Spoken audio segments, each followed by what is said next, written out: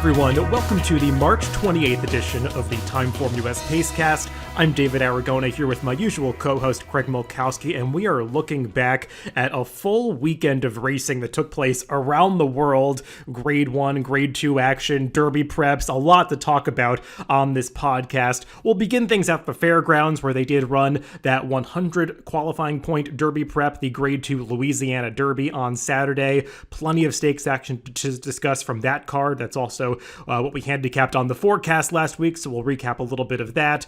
Turfway Park, they ran the Jeff Ruby Stakes, their synthetic Derby prep there. We'll talk about the winner of that race and how he might stack up in the Kentucky Derby. At Sunland Park on Sunday, they ran a Kentucky Derby prep that offers 50 points to the winner. Not sure if that one's going to have any implications on the Kentucky Derby, but we'll talk about that insane result when we get there. And then we'll finish things up by mentioning Aqueduct, a huge speed figure that we saw at Tampa Bay Downs on Sunday. And at the end of the podcast, we will mention the action over in Dubai at Meydan, the Dubai World Cup card. We'll mention some of the American-trained winners, some of the Japanese horses, and maybe if that UAE Derby produces some Kentucky Derby starters, how we might view them on the first Saturday in May.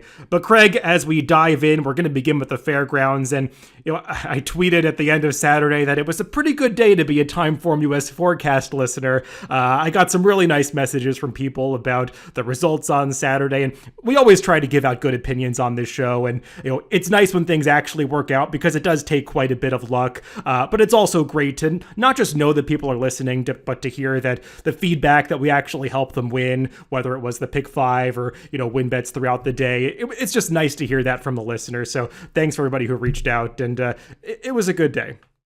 Yes, it was, particularly from you. You gave out some really nice opinions, and like you said, it's great to hear the feedback. I know both of us put a lot of work into this. It's something that neither of us, we could walk away from doing these podcasts, and it's not really part of our job description. It's just something we do as an extra, and I think we both love doing it. And, I look forward to doing it in the future. And we mentioned at the end something we don't often do. We just kind of talked about pick fives in general. And the one thing I always come back to is they're very hard to hit. No matter how much you spend. I mean, obviously, the more you spend, the more likely you're going to hit them. But you want to play them to get some value. And I think that definitely happened on Saturday. And you hit yourself a very nice pick five. Yeah, and I just want to say, to kind of wrap up that discussion that we began at the very end of the podcast on Friday about ticket construction and the view of these wagers and, trying to be right in every single leg. And we had maybe a 2-minute discussion about that I thought was pretty good. And some people said to me, oh, well, how would you hit the pick five if you hit it if you didn't like Kingsbarns in the Louisiana Derby?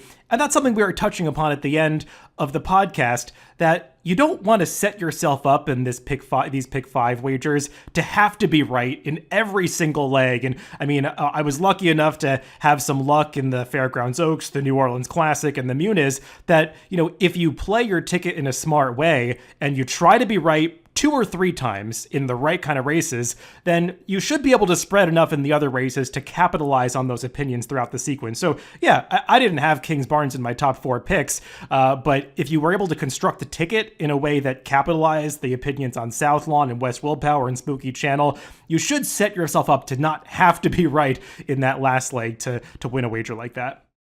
Let's dive into our recap, Craig, and we'll begin with that Grade 2 Louisiana Derby. And this one kind of was over in the opening stages of the race if you were looking at the fractions. I mean, didn't appear that there was a whole lot of speed on paper, and Kingsbarns got to the front end under a hustling ride from Flavian Pratt, secured the early lead. It became clear early on that Jace's Road, his main pace competition, was not really interested in applying that much pressure, and this horse just got to walk around the track on the front end, and there was never a whole lot of drama to it. No, it was pretty disappointing race. I tweeted after the first quarter mile what is going on. And yes, I would say a slow pace was somewhat predictable given the makeup of the field, but you would hope for $1 million. A few horses would be maybe a little more ambitious in there. Jace's Road, I saw the connections after tweeting. He got his points. He's going to the Derby, and they were excited. And I guess that's something we have to keep in mind in these races is maybe that's the goal. It's not always to win, it's to get points, because it seemed like that was the case for him. pace figures were an absolute joke for this race. The first two were 80s. The 3/4 miles even was just an 83, which I mean we're talking claiming level pace. So of course Kingsbarn was able to run away from the field, and he did so. The speed figure was a little tricky because of that. It got the pace notation. The final time figure was a 105. His overall figure a 107. It was upgraded a little. As you know, we usually knock down the speed figure when the pace is slow, but this one was just so slow. It actually turned out he got a couple point upgrade. And honestly, I'm just not sure what to make of this horse. I mean, he certainly finished off the race very strong, which is something you want to see, but given the way it's set up, there was no reason for him not to finish strong. So for me, he's still a little bit of a dilemma. Yeah, I mean, for a horse that's heading on to the Kentucky Derby in his next start, he's very untested. I mean, he's gotten absolutely dream setups in his last two races. Arguably, the race where he had to overcome the most adversity was his debut race at Gulfstream, where he actually took some kickback in behind horses, had to kind of squeeze his way through with the quarter pole. But even that trip worked out pretty well, and I just don't think we've really had to see this horse overcome a particularly difficult situation, especially not in these last two races. And it's obvious that he has plenty of ability. I mean, the way he finished up this race and was able to close off his own fractions, that's a horse that can get the distance and really does have some good finishing power. But he's going to face a completely different pace scenario in the Kentucky Derby. And I can already see people commenting on the TimeformUS Pace Projector when we eventually put it out for the Kentucky Derby, Craig, saying, why is this horse shown in 10th or 11th place when he's a front runner? Well, he's just been setting such slow paces and being involved in such easy situations in his races that I think he might be in for a rude awakening on the first Saturday in May. Yeah, I would agree. The one thing I would, and I'll get into this later more when we talk about another race, is he hasn't shown to be a need the lead type. It seems like he just nobody else wanted it, so he took it. And he took a best advantage of it. So I don't want to just throw him in as a horse who always has to make the lead and got a slow pace. He just seems to fall into good trips. Maybe he's the kind of horse that does, but for me, he has the style that makes him get good trips. Still, at the end of the day, he hasn't run a fast race, and to me, that's kind of an alarming sign for a Kentucky Derby horse. Can't think of a winner outside of a horse like Rich Strike, who hadn't run particularly fast. And just got a complete meltdown to set up his win. Otherwise, all the Derby winners have run a fast race somewhere along the way. Now, just wrapping up Kingsbarns, Craig, we'll talk a little bit later about another track where the speed of the surface might have changed throughout the day. Did you feel like this fairground surface was pretty consistent? I know some people might see the figures for the Louisiana Derby and also the Fairgrounds Oaks and think that they're pretty low, but it kind of makes sense with the field when I look through the chart. I mean, a lot of these horses coming into the race just hadn't run that fast yet. No, I didn't. I didn't do the card. My colleague usually does fairgrounds, and because it looked like it might be a little bit tricky, I wanted him to do it again because he has a lot more experience with fairgrounds. He played it straight, and when I looked at it when he sent it back to me, that's exactly what I would have done. I didn't see anything that screamed a breakout. He broke out the very last race just a little bit, and I can see why he did that. It was a sprint race that seemed to slow down. Even that one's kind of iffy for me, so it just looked like a pretty normal card where the track didn't really change throughout, so I have no problem with how my assistant did it. If you want to upgrade a horse out of this race, maybe it's Disarm. I guess of the horses that would proceed on to the Kentucky Derby, at least he passed some horses in the stretch. I thought the Joel Rosario gave him a great ride. He saved ground around both turns, really cut the corner at the top of the stretch to try to come up the inside, and he was finishing well at the end and really was the only horse that was making up ground on Kingsbarns in that last furlong. So definitely seems like one that is on the improve. This was just his second start of the year, and coming off a long layoff in his his return race, clearly wasn't fully cranked up that day. So seems like one that still has some upside marching towards the Kentucky Derby, but this is just one of those races where everybody is going to have to get significantly faster if they're going to have success in about 5.5 weeks. I saw plenty smart people I know making the case for Disarm. It's still too slow for me. I mean, he's way too slow. Granted, you could say the pace did him in, and you could say the same thing for Instant Coffee, who wound up going off the favorite in here as expected. And he was way back. The race was over for him after a quarter mile, but I just don't see either one of them making a good enough run to be able to compete in a race like the Kentucky Derby. This came in like a lot of the 3-year-old preps we've seen. It came in where most of the horses were pretty slow, hadn't even hit the 110 mark or maybe just barely. And once again, we saw that. I just don't think it was a good group. Yeah, tough break with that pace situation for horses like Sun Thunder and Instant Coffee, and they're likely out of Kentucky Derby contention at this point. I mean, we'll see if trainer Ken McPeak decides to make a last-minute push for points with Sun Thunder, something that I know he's sometimes considering doing, maybe in a race like the Lexington, but it seems like those horses probably won't have the points to get in the race, and just unfortunate for them that they didn't have the speed to really get involved in this Louisiana Derby. Let's move on to the Oaks prep that took place on this card, the Grade 2 Fairgrounds Oaks. Much smaller field here, just 5 runners signed on, Craig. And this race, we were right about how they bet it. Hoosier Philly took a lot of money, especially in the early portions of the wagering. I think she opened up at 1-5 in this race, which was utterly ridiculous. And as we kind of suspected, she's just a horse that really didn't go on from the 2-year-old to 3-year-old season. So she showed some more early speed, but wasn't really a factor in the end. And it was really the now horse, Southlawn, who had shown that big improvement first time out as a 3-year-old in her return, that allowance race, and showed it was no fluke here, as she was able to beat a group of fillies that just didn't really step up to the plate. No, this one turned out to be a pretty weak race. I guess if you were going to make the argument that the track changed and maybe a split variant should have happened, it would be because of this race. It came back pretty slow. Southlawn basically matched her race last time. She gets a 101 speed figure, winning pretty easily in the end. And the horses on the front end just kind of packed it in. I mean, the pace wasn't that hot. None of the fractions are coded in red. It was more like a pace you'd expect to see for a last prep for, in this case, the Oaks. But just, they didn't really produce. Southlawn was able to beat all the others. I'm not sure they all... I mean, it's only a mile and a 16th. I don't think the distance is a question. These is just another that isn't a very good group. And Hoosier Philly, I'm not sure what to do with her. She's clearly not the same horse she was last year. And honestly, she wasn't that great last year. Her speed figures were just okay. And as you said, she's actually regressed off of those.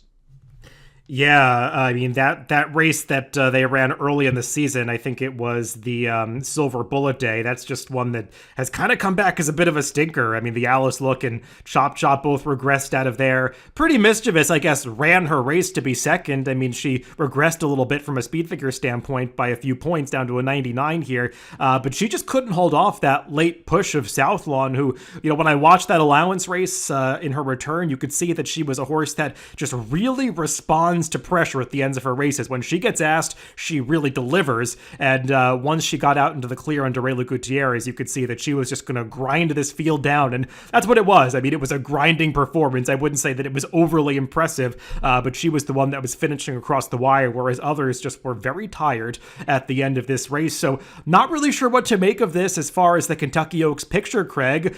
A lot of the top 3-year-olds out there, 3-year-old fillies, I should say, just haven't run that fast yet. And some of the ones that we've seen have either done it over sprint distances or on synthetic. So a lot of these dirt route 3-year-old fillies that are pointing towards the Kentucky Oaks, they're just kind of all in this same group running these speed figures between 100 and 105. Yeah, I was going to say, at this point, it looks like we're going to have a TimeformUS preview page of 12 or 14 horses that all run in, like you said, the 1-0 somethings. We're going to talk about another one that I think was a little bit faster, but still kind of fits in that category on the synthetic coming up. So, yeah, it's hard for me to get excited. I kind of hope we still have another round of preps to go. This was just the beginning of the final stage, but I think I said the same thing last year, and it didn't really happen. Now, the fastest dirt race that we saw on Saturday, and probably the fastest dirt race of the entire weekend, was this Grade 2 New Orleans Classic, run a little bit earlier the day at Fairgrounds. This one won by West Willpower, a Brad Cox-trained 6-year-old who really seems to be hitting his stride at this late stage of his career now that he's reached full maturity. A horse that just keeps getting better seemingly with every start for the Brad Cox barn. Had shown some real signs of improvement in his prior race when he was a good second behind Last Samurai and the Razorback, and took that next step forward here, Craig, to win this New Orleans Classic with a pretty gaudy speed figure. He did get a perfect trip to do it, but I mean, he beat some solid horses by open lengths. He was very good on Saturday. 128 Timeform US speed figure knocked down a point even from a 129 final time. And part of that was just because of the power with which he drove away. He was increasing the numbers as the race went on. He started out in the low 120s all the way to that 129, and just a really strong effort from him. He was the kind of horse I was talking about on Twitter where I tend to sometimes make a handicapping mistake, and it's something personally I need to work on. You were all over this horse, and it's just one where I kind of downgraded him a little bit because he had been getting good trips on the lead, but the mistake I make in these spots is he's not a horse who really needs the lead, and he showed that here. He was able to sit just off of it. He just has good tactical speed. I mean, he had run well from off the pace before, and he's just a really good horse right now. He's still very lightly raced for a 6-year-old. This was only his 15th start. He's getting better every single time out this year. And I mean, I don't think it's too big of a stretch to say that he's at the top of the older horse division right now, given the results that he's had. Maybe someone would want to argue for Last Samurai, the horse that beat him last time. But as good as Last Samurai's been, he hasn't run this fast. No, I think you have to say West Willpower is right up there towards the top right now, and some of the horses that people might have said would be above him in the handicap division, they went over to the Middle East for a couple of rich races over there, and both of them disappointed. A couple horses from the Bob Baffert stable, so I think that just further upgrades a horse like West Willpower, who doesn't have that grade 1 victory yet, but I wouldn't be surprised if it's coming to him. Just the way this 6-year-old has begun his season. And, Craig, you bring up, he's a horse that has gotten great trips. I don't deny that. And, I sometimes get in that same habit of dismissing a horse as one that always benefits from perfect trips. But, going back to watch that last race at Oaklawn in the Razorback, I just saw something a little different from him. More fight, overcoming adversity that you didn't really see on paper. And I like to be aware of that when horses show new attributes that maybe you didn't give to them in the past. And I just saw that from this horse, and I think it was a hint that he was ready to take this big step forward. And he certainly did. I don't want to take anything away from Art Collector. We talked about how he had shown the ability to rate in the Pegasus World Cup, but that day he was rating out in the clear, stalking horses on the outside, not taking any kickback. It's a different story when you have to rate behind horses, kind of in that pocket, taking the kickback of the front runners, and I'm just not sure that Art Collector is the kind of horse that wants to run that way.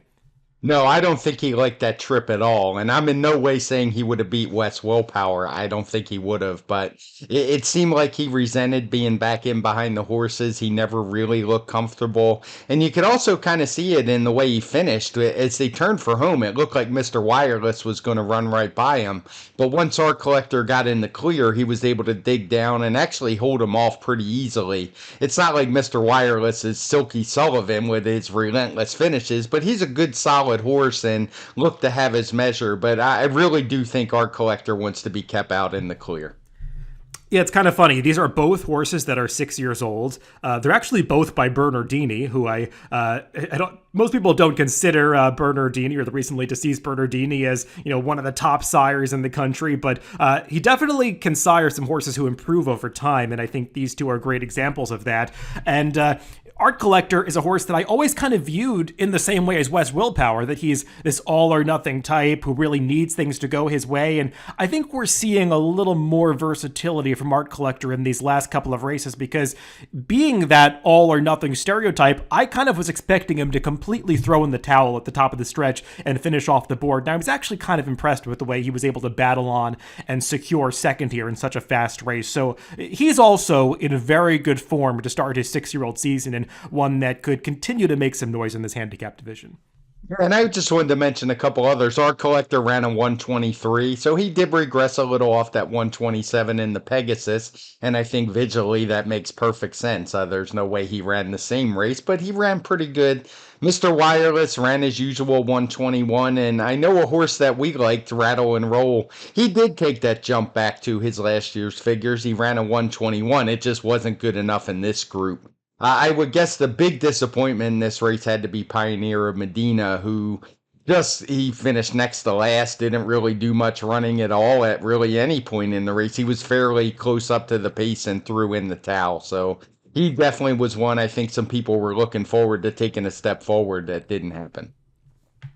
Right in between this series of dirt route stakes races, they ran the Turf Stakes, the Grade 2 Muniz Memorial Classic, going the mile and an eighth distance for the older horses. And Greg, we did have a very late scratch here of with a horse that was vying for favoritism, 2 Emmys. I admit I did not see the full reporting on what the story was there, but he came out of this race pretty late, and that just sent all of this money going towards a Tone, who ended up going off at a ridiculous 4-5. And we were both kind of all over this one, that you did not want to be defaulting to a short price on a Tone, just given the whole situation, coming off perfect trips, Mike Maker sending him to Fairgrounds, and he didn't show up in this race at all. He just did not run back to that Pegasus World Cup turf victory, and kind of the two horses that both of us were interested in here really delivered, especially Spooky Channel, who is just such a neat horse, an 8-year-old who, a little bit of a rags to riches story, another one that's really kind of reached his apex late in his career, and nice to see him come off the long layoff. I think he was off for over a year coming into his return at the end of last season, and he really is back in the top form right now. Yeah, what a great job by trainer Jason Barkley with this horse. He came back off that long layoff, won a minor stakes at the fairgrounds. I think it was the day after Christmas, somewhere around there. He went to Houston. I know neither one of us particularly liked his trip that day. I also thought he was set up for a bounce, and boy, did he bounce back. I remember making the speed figure for his return race, and I was a little concerned that he had run a 124 in a race. It's just a listed stakes race, but it seemed to fit, and he showed that he is back.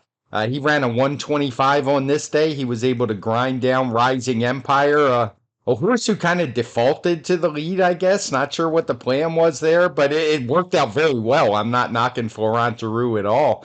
He just took a horse right to the front who we mentioned he was shown kind of far up in the pace projector for a horse who had closed in his races, but he was in races with quick paces and showed he's pretty versatile and looked like a winner up until maybe the last 32nd of a mile. Looked like he was going to be able to hold off Spooky Channel, but that one just kept wearing him down relentless. And for the forecast listeners, you had to be happy with these top two. No, I thought it was an excellent ride from Florent Giroux on the runner-up, because the horse that was going to be in front scratched at the very last minute, and he was the only rider that adjusted to that situation. And I don't know if the plan was always to go to the lead with this horse. It probably wasn't, with 2 Emmys in the race, but he showed that intention to take the race by the reins, and others just didn't do that. So I think it put Rising Empire in that position to really utilize his finishing speed and potentially hold off some of those horses that you would have thought would be closing better at the end of the race. And big effort by him. I mean, his 127 TimeformUS speed figure is the highest of anybody in this field, and I've got to think that's one of the highest turf numbers that's been awarded so far this year to any horse. So he really announced himself as one that has taken a big step forward on the turf. I know I had talked a little about that on the pace on the forecast last week, that I had liked his first 2 turf races, and boy, he took a big step forward here. And I had doubted that big speed figure that you gave to 2 Emmys at the end of last year, Craig, but it proved to be legitimate here. I should say Spooky Channel. I'm calling him 2 Emmys.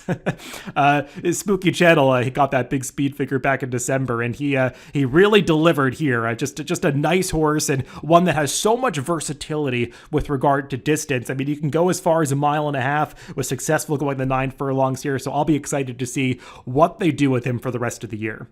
Yeah, he's been a favorite of mine. I remember seeing him win here at Remington Park, my local track, and just always like seeing this horse run. And yeah, you mentioned the distance. Just because he only ran third in the Conley at a mile and a half, I think he had some excuses there. No, I think he could certainly stretch back out to those longer distances and run just fine. The other turf stakes they ran on this card was the listed stakes, the Tom Benson Memorial, this one for the fillies and mares, going a mile and a 16th. And Didia Craig, just a horse that loves to win races. She's now 3 for 3 in this country. I think she's something like 7 for 11 lifetime. Came back off the layoff here for Nacho Correas and just delivered her typical good effort. And I thought beat a solid field for a listed stakes. Yeah, we talked about how strong this field was, and I think most of the players showed up. The top four choices ran one, two, three, four. They all had decent trips. They all seemed to have a shot at the top of the lane, and Didia was just much the best. She got a 120 Timeform US speed figure in a race which featured a solid pace, no color coding, but it certainly wasn't a walk on the front end. The top four finishers kind of showed you it was an honest pace because they came from all over, up front, from the back, and it was just a test of which were better. And Didia took that big step forward, and she's one with a bright future as well because she does nothing but win races. I thought it was also an encouraging effort from the third place finisher New Year's Eve, who got pretty far back in the early stages of this race. I mean, she was last by a couple of lengths, and she made up a lot of ground to be third here in a race where it's not like this pace completely fell apart. I thought it was a fairly run race. Adventuring the favorite was able to hold on for second after contesting the early fractions, but I thought it was a good starting point for New Year's Eve, who was coming off a long layoff of her own to be third in here. And I'm not going to be surprised if this race produces some runners who can be competitive in graded stakes later in the year. Yeah, no doubt. I think this was a strong race. This was more speed figure wise, like a grade three, maybe even a grade two when you're talking fillies and mares. So strong listed race, one that I will be keeping an eye on those top four. It was a pretty big gap after that. Nobody really in contention, but those top four were pretty good, particularly top three, I should say. Before we move away from the fairgrounds, I just want to mention a couple of other races that took place on different days this past week. On Sunday, they ran some Louisiana bred stakes races, among them the Star Guitar, won by the excellent Louisiana bred Touch Upon Star. This is a horse who has now won 5 in a row. He's actually sired by the namesake of this race, Star Guitar, as are the top 2 finishers in here. And he's just really good right now, Craig. I haven't yet seen what the speed figure is going to be for this race, but it felt like a pretty fast one. Yeah, I took a look at, and I'm almost embarrassed to admit that I don't know who this horse is. When you put him on the rundown, it's kind of one of those situations where my assistant, I often mention he does California because that's what we talk about more often than not. But he also does Louisiana, the tracks, 95% of the time. So I had missed this one. He's been a fast horse all along. I was surprised to see his speed figures. And when I look at the worksheet for Sunday, it looks like he's going to get about a 120 Timeform US speed figure, which would be a career best for him. And he certainly seems to be a good one, who I'm going to have to go watch some replays on this one. I assume he's probably just going to stay in Louisiana and beat up on these same horses that he's been beating up on and winning lots of money, but he's got the talent to ship around and win some races based on this number. Yeah, he's a pretty neat horse. I've watched quite a few of his races, and he's kind of one of these horses that I'm always on the cusp of adding to the Pacecast rundown, and he often just doesn't quite make the cut. I mean, he's been running some speed figures in the high 1-teens lately.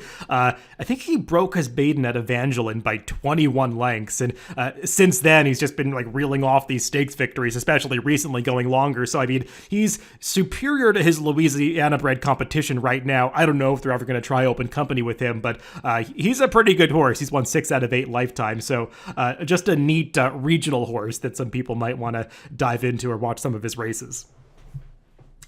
One more race from the fairgrounds we should mention, Craig, was a Friday allowance race won by Mailman Money. This is one where I don't know if the quality of this race is quite up to the speed figure that we gave to it. It seems a little high for these horses, but I mean, it was a fast race when you just look at it in the context of the day. It's one where I again, I was kind of surprised by the speed figure. I hadn't seen it, but it fits on the day. The horses in behind him had run some pretty quick races. So yeah, I got no issue with it. Mailman Money's a horse. I seem to remember him being on the Derby Trail back when he was a 3-year-old. He's obviously 6 now, but I'm pretty sure he ran in some of these Louisiana races on the trail. Didn't work out very well for him, but he's been a horse who hasn't really done anything since then. So not sure what's going on, but Brett Calhoun seems to have him moving in the right directions. He shows ascending level of speed figures.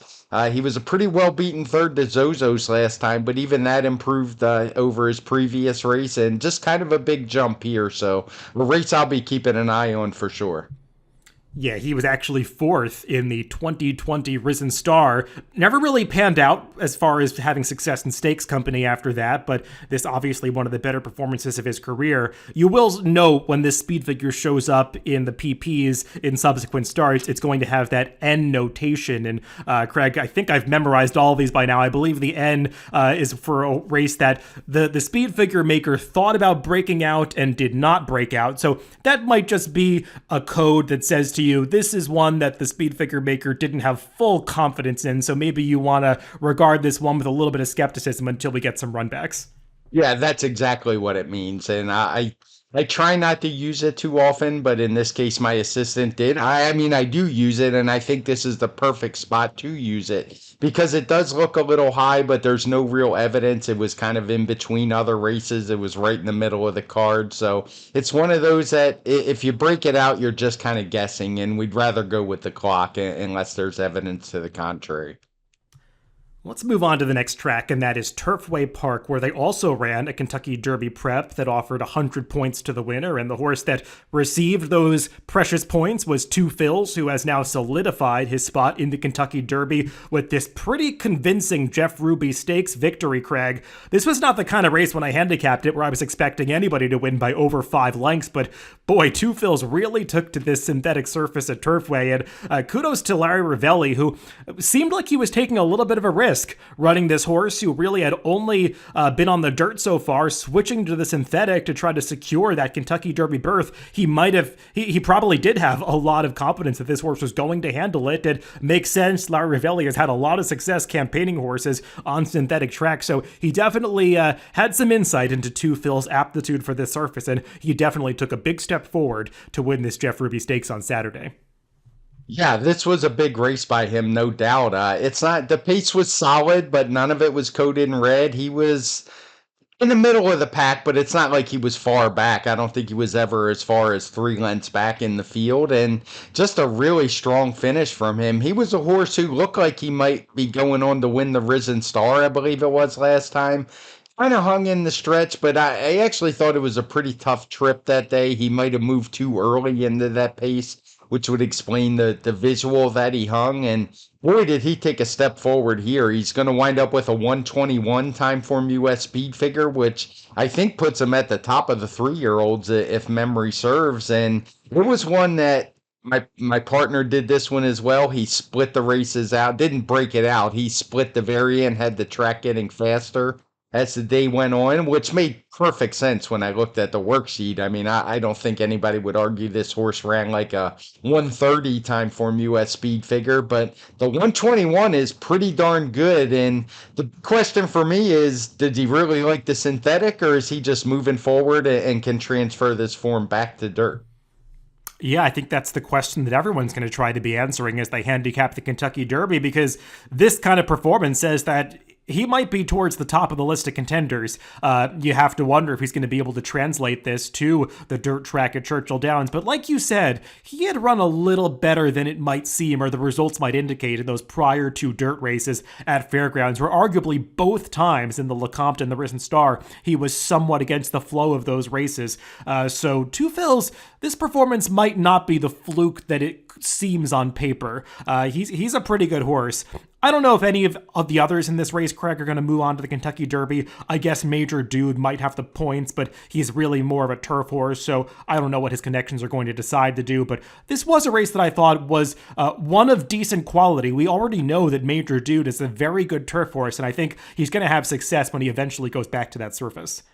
Yeah, and that's not always a given that turf horses handle the synthetic. I know we've talked about it in the past, but he did handle it. We've also mentioned that moving from dirt to synthetic, particularly this new brand of synthetic that is in at most of the tracks now, it does seem a little more friendly to dirt horses, and I do think the form is more transferable between the two than maybe there was with the old poly track. Yeah, and Craig, we were just talking about it a little bit offline, but I know you got some questions on Twitter about the time of the Jeff Ruby Stakes versus the Kentucky Cup Classic. I know you just touched upon it a little bit, how the track sped up towards the end of the day. It definitely felt that way looking at the times. I mean, you can just check out the mile time of the final race of the day run after the Jeff Ruby Stakes and compare it to some of the 1 mile races earlier in the day. And I mean, it's obvious that the track sped up if you look at especially those last two on the card. Maybe even that last race more so than the Jeff Ruby Stakes. And as far as the Kentucky Cup Classic, yes, on raw times, Wolfie's Dynaghost ran almost a second slower than Two Phils, but when you look at this entire field, it just doesn't make sense that this would be a much slower race than the Jeff Ruby Stakes. If you played it straight, every horse in the Jeff Ruby would be getting career best speed figures by a margin of 15 points or more, and as a speed figure maker, you just can't make that kind of move and put a number like that out and have people use it in their handicapping because it's not right. So Wolfie's Dynaghost gets a 125 here, and he is just a horse that has really taken to synthetic racing, and unfortunately for his connections, they don't really run any grade 1 or grade 2 races on the synth, so I'm not sure where he's going to go from here. No, he's another horse we talked about. The turf horse, whose name is escaping me, who I said is one of my favorites, but that's what happens when you get old, folks, when you get older. Uh, but in this case, he's one of my favorites too. I really like Wolfie's Dynaghost. He's just a horse who shows up, runs lots of big races. He's going to get a 125 speed figure. He's a horse who's also won on dirt. He's won on turf. He's run big figures on all of them. But this does seem to be his favorite because he's won all three starts. He's won them pretty easily. Maybe they ought to get him a visa and make him an honorary Canadian citizen and camp out at Woodbine because he sure seems like a horse who would thrive up there. Yeah, I mean, and Jonathan Thomas, who has taken over his training this year, he's now a 2 for 2 going out for the Thomas Barn. Jonathan Thomas has been known to ship some horses up to Woodbine in the past, so maybe that's not the craziest idea for a horse like Wolfie's Dynaghost, because they definitely have the most robust program of synthetic racing up there, so something to consider for this horse. But yeah, definitely one of the best efforts of his career on Saturday at Turfway Park. There were just some big gaps in behind him, which I think is consistent with the high speed figure, and horses that had primarily had success on turf, like King Cause and Santine, grade 1 and graded stakes winners. They arguably didn't quite run their races on the synthetic, but when you're beating horses like that by 6 and 7 lengths, you ran a pretty nice race. Yeah, no doubt. And just to close up the speed of the track, I pulled up the worksheet while you were talking, and he actually had the track getting faster twice. Once from the beginning of the card, it got a little bit faster for races 8 through 11, and then noticeably faster. And I totally agree with him looking back at it. There's no way you could have rated these races together. So even faster for the 12th and the 13th. The race run right in between the Kentucky Cup Classic and the Jeff Ruby Stakes was the Bourbonnette Oaks, Kentucky Oaks Prep, and we had a Brad Cox trained exacta here, as Botanical was the easy winner over stablemate Flashy Gem, as the two of them just dominated this race, finishing 7 lengths clear of their competition. And Craig, Botanical is kind of an interesting horse heading on towards the Kentucky Oaks because she's earning some of the fastest speed figures of any 3-year-old filly on the Oaks Trail, but all of her victories have come on the synthetic. She is going to be quite the conundrum. I'm going to pick your brain for some breeding expertise with this one, but good. There's no doubt about it. She is just thrashing these fields. This was a race where her speed figure was a 113. It was a race where she set a slow pace. Nobody really challenged her, which seems kind of odd in a big field, but yeah, maybe others were just running for second, trying to get those points. I'm not sure because she's just so good right now. She's run fast early. She's run slow early. She's been on the lead. She's tracked the pace. She's dropped back to third, but way off the lead. And no matter what, she just still seems to keep winning her races. Her last one was one which actually got knocked down because of a fast pace, but it just doesn't seem to matter. And she's one who, if she can transfer her form to dirt, she's going to be extremely tough in the Oaks. Yeah, she is a very good horse, and as far as the pedigree goes, she's by Medaglia d'Oro, who is a versatile sire. I arguably think of Medaglia d'Oro as a little more of a turf sire than a dirt sire, even though he's probably best known for being the sire of a horse like Rachel Alexandra, the dirt specialist. He has a lot of turf horses. On the dam side, though, Botanical's female side pedigree is all dirt. Daisy, her dam, won the Tempted as a 2-year-old, a dirt race at Aqueduct. The dams they have to horse named King Kumbale, who runs in dirt routes at Aqueduct, a high-level allowance horse in the wintertime. So, I mean, this is definitely a dirt pedigree on the bottom side. So I'm intrigued to see what she does moving on towards the Kentucky Oaks. It sounds like Brad Cox is pretty confident about it. So she's a horse that is certainly intriguing moving on towards the run for the Lilies. Let's move on to Sunland Park, where they did run a Kentucky Derby prep on Sunday. That was the Sunland Park Derby. This one just offering 50 Kentucky Derby qualifying points to the winner. And the horse that got those points was one of the longest shots in the field, Wild on Ice, who, I don't know, Craig, I thought 35-1 looked like an underlay based on this horse's past performances, and I just kind of did a double take when I saw him putting away some of the shorter priced runners coming to the quarter pole, and he was able to gut out this victory. I don't know where it came from. I don't know if he's going to the Kentucky Derby, although I did see reporting that he was made a late nominee, but just a crazy result to this race. Yeah, there was a lot crazy going on in this race. I didn't see it live. I went back and watched it before I did the speed figures. And first, there was a horse that acted up in the gate. I have no idea how that horse wasn't scratched. That should definitely be looked into. Then the opening quarter mile popped up in 20 and change.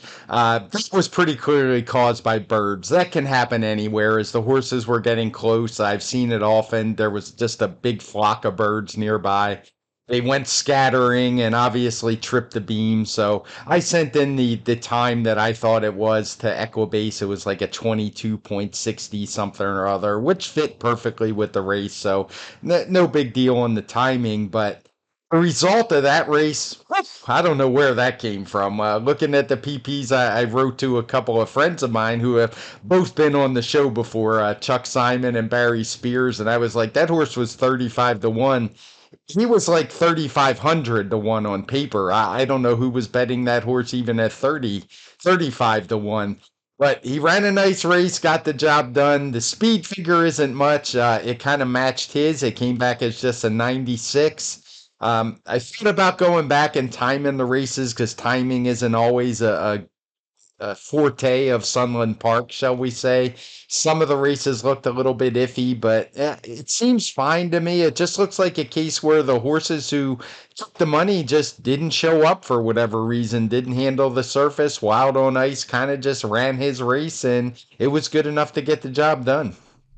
Yeah, Bob Baffert sent a couple of heavy favorites to Sunland Park on Sunday, and neither one showed up at all. Hard to figure who was the big favorite of the Sunland Park Derby. Just did not run his race whatsoever. So, I mean, he was kind of never in the mix, which made this an easier race to win, but still, didn't seem like it was going to be easy enough for Wild on Ice on paper. I don't know where it came from, but he did get the job done. And one thing I do know, Craig, if this horse does somehow wind up in the Kentucky Derby field, he might be a shorter price than 35-1 on Derby Day, just given all of the Rich Strike fans out there and the result last year. This could have the makings of a real underdog support push for this horse.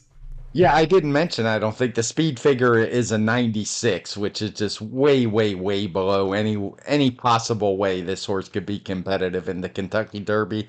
The good story would be to see his rider, Ken Tohill, get a Derby mount. I believe he's 60 years old now. So that would be the real story for me.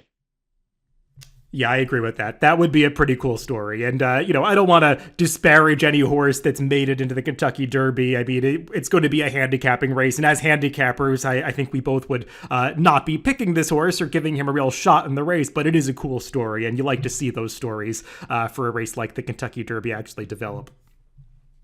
The other stakes that they ran for the 3-year-olds on Sunday at Sunland was the Sunland Park Oaks, Kentucky Oaks Prep, and this one could produce a legitimate Oaks starter, Craig, in Flying Connection, who ran a faster race as far as the speed figures go compared to the Sunland Park Derby.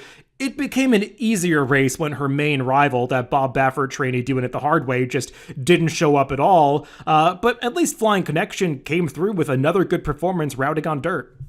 Ran a decent speed figure. She actually ran a 107, which we talk about. It's faster than the fairgrounds race, and it's as fast or faster by a little bit than a lot of horses who are going to be showing up in the Oaks if it were going to be run next week. Now, we'll see what happens in that last round of preps, but I don't want to knock this filly. She's pretty good. That 107 fits. She's comes from a good barn, and Tim Fincher, he's had good horses before. I'm sure he'll do the right thing with her, but the one concern with her would be that she's pretty much a need-to-lead horse, I believe. She came from a little bit off the pace in some of her sprint races, but going long, she's just been on the front end.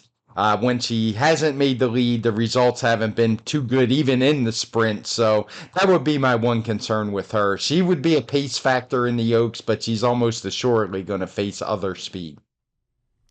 Let's end the United States-based portion of this Pacecast by talking about a few sprint races that earned some nice speed figures last week. Two of those at Aqueduct we'll first mention on Friday. They ran for the New York breds, the Eastview Stakes, and Maple Leaf Mill, Craig, I know she only got a 103 TimeformUS speed figure for this victory, but I think this is a New York bred filly that actually has some talent. She showed real potential as a 2-year-old, going 2 for 2 last summer at Saratoga, and she got a 103 off the layoff, but she couldn't have won this race much easier. Yeah, and the pace didn't help either. She set the pace.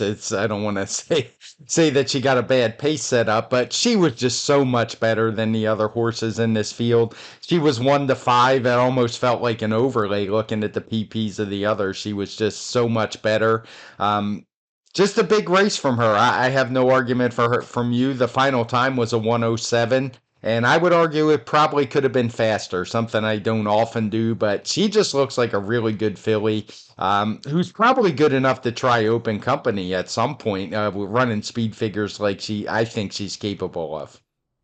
Yeah, I'll be interested to see what they do with her. I also think longer distances might eventually work for her. She's by cross traffic. To me, the way she moves and her physicality, she looks like one that can get at least a mile. So I'll be interested to see what path they decide to take with Maple Leaf Mill. On Sunday at Aqueduct, we saw a maiden special weight event for the 3-year-olds that only had a 5-horse field, but might have been a couple of pretty nice runners in this race, Craig, including the debut winner, Harrodsburg, going out for the Rob Atras barn. This horse set a fast pace and was able to hold on at the end, earning a nice speed figure for a horse on debut.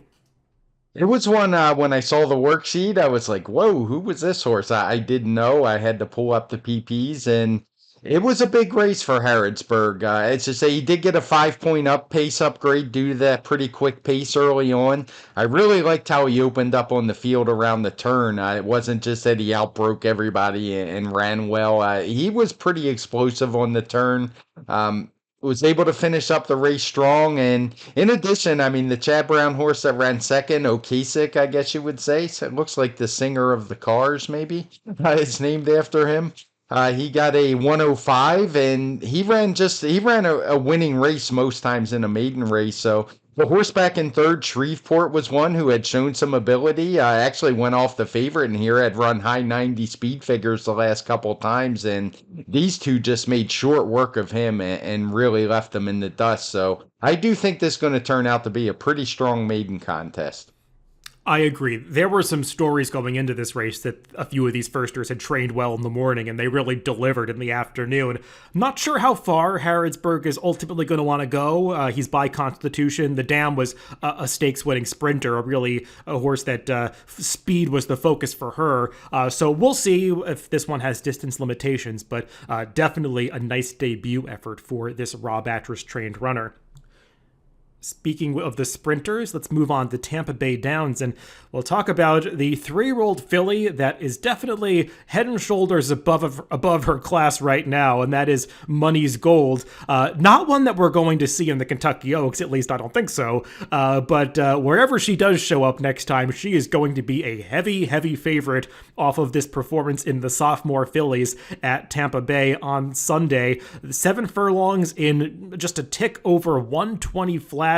That is a track record, and we don't like to make too much of track records on this podcast, Craig, because it's so much about how fast the track is playing on the day, and the track was playing very fast, but I mean, she beat this field by 17 lengths, actually finishing 17 lengths ahead of Dreaming of Snow, who actually won a Kentucky Oaks prep earlier in the year. Money's Gold is definitely a filly with a ton of talent. I remember, I think when we talked about her debut race this season, we mentioned that speed figure of 105 was probably could have been faster. And I didn't know if we meant 123 faster and then 127 final time. This was a pretty jaw-dropping effort. Normally, you see a small Florida bred stakes at Tampa, and you might think that had something to do with the margin, but as you mentioned, that filly who was second to her is a pretty darn good filly who consistently runs 100 type speed figures her last few. She was always in the 90s before that. She won that Oaks prep at Tampa. And so, I'm not saying she's a Kentucky Oaks horse, but Dreaming of Snow is pretty good. And she was in a different continent than Money's Gold at the wire. I'm not sure what to make of this race other than it is just extremely fast. And I assume she's not ready for a race like the Oaks. I'm not even sure if she wants to go that far, but she's certainly way the fastest of the 3-year-old fillies. Now, this reminds me of that race that we saw Kofefi win. I think it was on Preakness weekend when she went like 107 and change for 6 furlongs and got one of these speed figures that looked like it was just this total outlier, but I mean, legitimate based on the competition and margin of victory. And we saw what Kofefi went on to do. I mean, she was one of the best 3-year-old filly sprinters that we've seen in the past decade, and it feels like Money's Gold could be cut from that same cloth. I mean, she had earned that gigantic speed figure on debut, and I mean, arguably had regressed a little bit in that return at Gulfstream Park when she only got the 105 back in January, but she was not fully extended that day, and we could see Irad Ortiz, he asked her for a little bit more in the stretch here, and boy, did she ever respond. I mean, she does strike me as one that's more of a sprinter. Just watching her stride, I mean, she's not one of these horses that has like a ton of extension or, a big loping quality to her stride, but she's got this really fast turnover and a quick action that, I mean, is more indicative of sprinters often. But I mean, the way that she is able to just maintain that turnover through the wire, I mean, it must take so much energy, and she just keeps going at that pace. It's really something to behold. Money's Gold, a nice horse. I see they've already announced that she's likely to point to the 8 Bells on Derby weekend for her next start. Seems like a perfect spot for her, and I'll be interested to see what she can do for the rest of the year.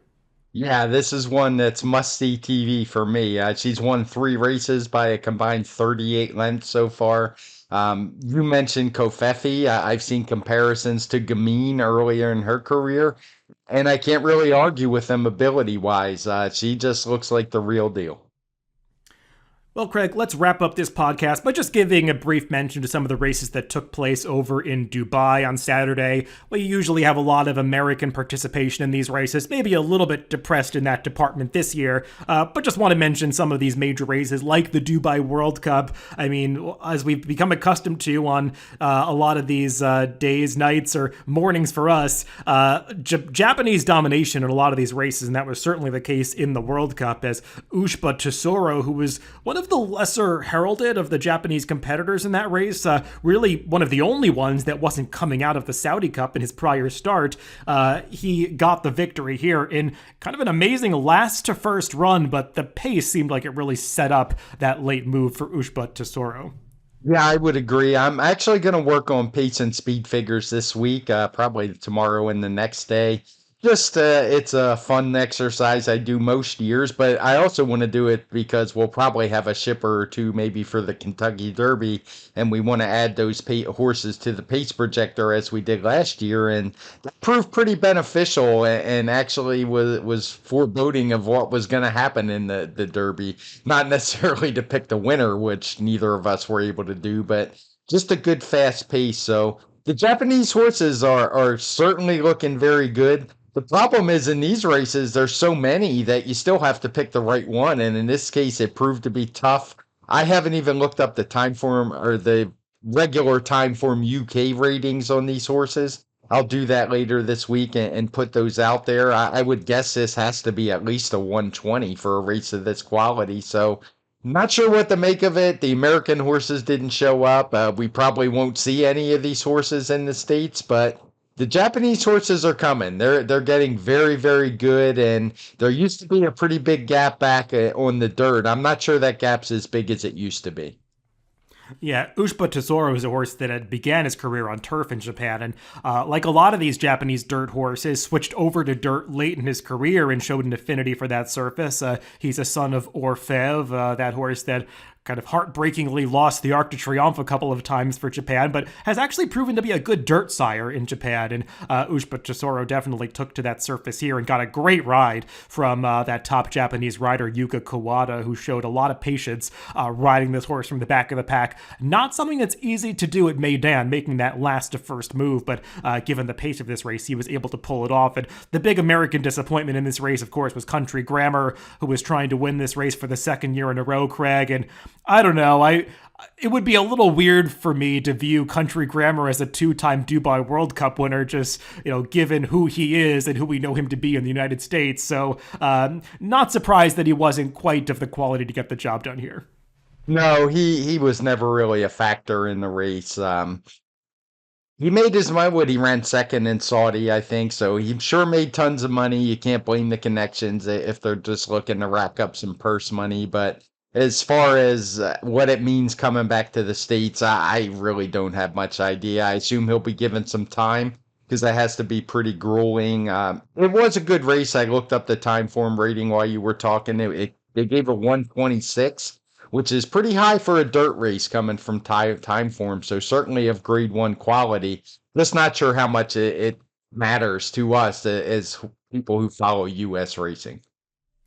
Most people would say the best horse that ran on Dubai World Cup night was the winner of the Shima Classic, Equinox, Japanese star that came over to Dubai and really strutted his stuff in impressive fashion. Not a horse that is accustomed to going to the lead in Japan. He's more of a mid-pack type runner there, but they sent him to the front here and just dominated this race from start to finish, and rarely do you see horses win Group 1 races with this much ease. Yeah, he was impressive. Probably the star of the day. His time form rating is a 128. Actually got that plus symbol, which means they think he could have went faster, and it would be hard to argue that. And he's worth staying up for. If you're like my wife and I, Elsie, we will always stay up when Japan has their big race cards and runs their grade ones because there's some real quality in Japan, as we've talked about. We mentioned the dirt race, but it's even more true on turf. We've seen them win some races on the biggest stages all around the world already. So these horses are for real. They're not flukes. Yeah, if you've never seen it, look up the replay of the Tenno Show Autumn from last fall at Tokyo Racecourse in Japan when Equinox reeled in Pantalasa, who had opened up, I think, 20 lengths at the top of the stretch. It's a crazy race to watch, and impressive performances from both of those horses. And clearly, Equinox is a special talent. It's been a struggle for these Japanese horses to compete at Longchamp in the fall when they try to win the Arc de Triomphe. I think a lot of the Japanese just don't really have the aptitude for competing over the softer turf courses that you get at that time of year. So I'm not sure if Equinox is going to be able to conquer that challenge, but he's definitely a horse that has a ton of talent. So we'll see what they decide to do with him. Really, the best performance by an American on the Dubai World Cup night card was that of Sibelius, who won the Golden Shaheen, Craig. And just a cool story with this horse. I mean, going out for Jeremiah O'Dwyer, who doesn't have really many top-level horses. Sibelius, a horse that I remember us talking about him from a couple winters ago at Aqueduct when he was going off at huge prices and actually getting some nice speed figures at that time. And he has just gotten progressively better over time. And I mean, got a masterful ride from Ryan Moore, saving ground to get the job done here. I was happy to see this horse win. Yeah, he's a horse who was featured on our Pacecast or forecast not too long ago when he was basically a single in a race at Tampa and ran a big race, backed it up. He's run some nice speed figures. He got a 118 time form rating for the day, which kind of fits with the speed figures that he's ran here. And I was happy to see him win as well. Really nice ride by Ryan Moore. And it was cool to see Switzerland, who we used to see run quite a bit here in the States. I remember him running it Aqueduct. Oh, that's who you were talking about, I assume, Switzerland. They both did, Sibelius and Switzerland. Yeah, you're right. It was both of them. I remember Switzerland for a while. I had dubbed him the fastest maiden in the country because he kept running second with big speed figures. So he's a horse who always runs his race. He's a cool customer too. So this was a fun race for me. And I guess the disappointment would be Gunite. Looked like he might be winning the race at the top of the stretch. And maybe he just needs a little bit further. I thought maybe they made a mistake not running him in the Breeders' Cup Sprint last year. We'll never really know, but he's been kind of disappointing in these 6 furlong races, and maybe it's just a little too short for him. I thought Gunite ran pretty well. It seemed like, I mean, I haven't seen the fractions, but it seemed like a super competitive pace, and he was pushing it the entire way and just kind of got a little tired in that last half of furlong. I thought Gunite actually ran a good race here, maybe the best race of all, but just a little bit unlucky at the very end. So I think both he and Sibelius will have success when they come back to the United States. We'll see how long they need to recover from this overseas trip. One more race I want to talk about from that Dubai World Cup night card, the one that could have the most implications the soonest as far as American racing goes, and that is the UAE Derby, as the top 3 finishers seem like they're all possible for the Kentucky Derby. I think the winner is confirmed to be coming to the Kentucky Derby. That is Derma Sotogake, a Japanese runner, and actually Japanese horses completed the superfecta here. 1, 2, 3, 4. Just a real show of domination by the Japanese dirt horses here. And Craig, I'm not sure what to make of the margins between horses at the finish of a race like this, but I mean, it certainly seemed like Derma Sotogake put in a huge effort to win. And when you just compare the raw time of this race, 1:55 and 4 for a mile and 3/16, to that of the Dubai World Cup, 2:03 for a mile and a quarter, it seems like this UAE Derby was a really fast race. So I'm kind of interested to see what you come up with in terms of speed figures. Yeah, that's what makes me want to dive into it. I'm looking at the time form rating now. It's a 116 for Derma Sotogake.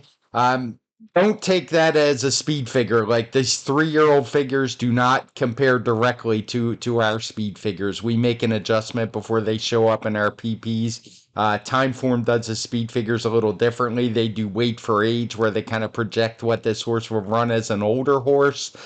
So it seems a little on the low side, but that's usually the case, I think. So I'm going to take that 116 here with a little grain of salt and kind of make my own speed figure and see what it comes up with. It looked like a fast race for sure. We've seen the gap between the World Cup and this race be a lot bigger in many other runnings. This one seems a bit closer and seems like maybe this horse is for real. The exciting thing for me, as I said, is to mention to get these horses on the pace projector, whichever ones happen to show up. And I'm glad to hear he's coming because I do think he is a pretty quick horse. Yeah, this is a horse that I kind of highlighted when I do that Derby watch with Brad Free. I had watched his races in Japan, and he's not a front runner when you watch his Japanese races. He comes from mid-pack. I think they just rode him to the lead here because that's often where you want to be at Meydan, and he clearly was able to assert his superiority getting that trip. But he's a good horse, actually a son of Minder Biscuits, who American fans would be familiar with, but one that can certainly go longer distances. And the runner-up in this race, Dura Urede. He's a Group 1 winner on turf in Japan. He won the Group 1 Hopeful Stakes, which is one of just two Grade 1 races that they run for the 2-year-olds last year. So, I mean, he's got quality. And the third place finisher, Continuar, he's going to get into the Kentucky Derby through the Japan Road to the Derby. It's sort of a reserved spot for a Japanese horse, and he qualified that way already. So he's got that spot open to him, and it sounds like the connections are going to run. So it seems like we might have 2 to 3 Japanese horses in the Kentucky Derby this year. And I know some people have expressed, the sentiment that it's taking away spots from the Americans. I don't view it that way. I love to see the international participation in races like this. I do as well. Why not? We've seen plenty of horses run in the Derby that probably don't belong in the Derby. That probably seems a little weird given last year's result. If 3 Japanese horses had showed up, I guess Rich Strike wouldn't have got in. But I don't know. I don't want to knock Rich Strike. He won the race. He got the accolades he deserves. He won the money. But I don't think Rich Strike's going to go down as any memorable horse that was a deserving Derby winner, other than the fact that he just paid a huge price and came from last doing it. I don't know, Craig. Be careful with those Rich Strike criticisms. We've got some strong fandom in his camp. No, don't get me wrong. He's a cool horse, but he is not going to go down as some legendary Kentucky Derby winner. If not for that price and the ride, he would be long forgotten by now, probably. Yeah, I'm just kidding. Oh, I know you are. That's it's a lot of fun to have these debates at this time of year, and especially after this weekend, I find myself really looking forward to the first Saturday in May, because it seems like it's going to be a fun Derby to handicap, and we have these final round of preps coming up, and I'm just interested to see how it's all going to play out. And Craig and I will, of course, be discussing more of it on the TimeformUS Forecast and future Pacecasts in the coming weeks. Craig, I've looked ahead to some of the cards at primarily Gulfstream and Arkansas for this weekend. They're running the Florida Derby and Arkansas Derby, of course. We'll probably settle on one of those to do for the forecast. I'm kind of leaning towards Oaklawn, but I haven't talked to you about it, so we'll try to set that up later in the week. Well, no, don't make me do all dirt races, David. No. Either one's fine by me. You know that. I say that because speed figures, I love dirt races. Betting, I love them both, but I think you get more value on turf many times. So either one's fine with me. Yeah, I don't know if you've looked yet, but that Gulfstream card is a little disappointing for a Florida Derby Day card. I actually thought that the Fountain of Youth Day card looked stronger, but that's my initial impression. So we'll talk about that a little bit later in the week, and you can look forward to that TimeformUS forecast when we get around to recording it, probably Thursday or Friday this week. Everybody, thanks for listening to this pretty long edition of the TimeformUS Pacecast today, but there was a lot of racing to discuss from this past weekend. Remember that you can always catch these podcasts on DRF.com, Apple Podcasts, Spotify, and YouTube, wherever you get your podcast. Just make sure to subscribe to the Daily Racing Form channel. Again, thanks for tuning in, and catch that TimeformUS forecast coming up later this week.